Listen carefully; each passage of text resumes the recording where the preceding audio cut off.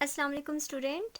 आज हम करेंगे 10th physics simple harmonic motion and waves का सेकंड न्यूमेरिकल की स्टेटमेंट ये है, pendulum of length 0.99 metre is taken to the moon by an astronaut ने मून पर जो पेंडुलम की लेंथ ली है वो 0.99 मीटर है और time period of the pendulum is 4.9 second.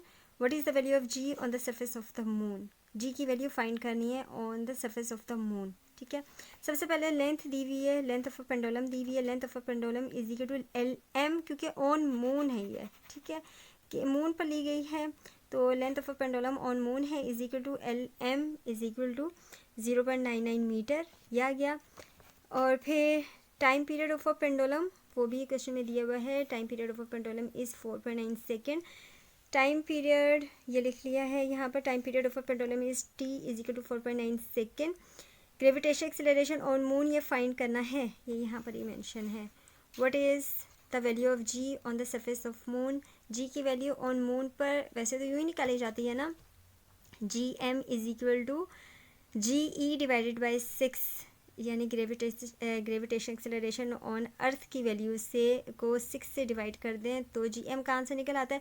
लेकिन अभी फ़िलहाल जो डाटा दिया हुआ है फिर उसके अकॉर्डिंग ही सॉल्व करके निकालेंगे, क्योंकि इसमें दिया हुआ है लेंथ ऑफ अ पेंडुलम भी दिया हुआ है, टाइम पीरियड भी दिया हुआ है। फिर इसके अकॉर्डिंग ही इक्वेशन को यूज़ करेंगे और आंसर निकालेंगे। आंसर फिर भी उसी के अप्रॉक्सीमेट निकल ही आएगा, जो जी एम की वैल्यू होती है उसी के ही जैसा आंसर निकल आएगा। According to the formula T is equal to 2π√LM over GM, क्योंकि इसमें लेंथ भी दी हुई है, टाइम पीरियड की भी बात हुई है, तो इक्वेशन फिर ये वाली time period of a simple pendulum की ये इक्वेशन है। T is equal to 2π√LM over GM। फिर taking square on both sides, under root को ख़त्म करने के लिए दोनों तरफ का अंडर रूट ले लेंगे। टी के ऊपर स्क्वायर आ जाएगा, 4 इसी तरह है और 4 इसी तरह नहीं, 2 का स्क्वायर लेंगे तो 4 आ जाएगा, पाई का भी स्क्वायर लेंगे, पाई स्क्वायर 2 अंडर रूट से कैंसिल हो जाएगा, LM ओवर GM।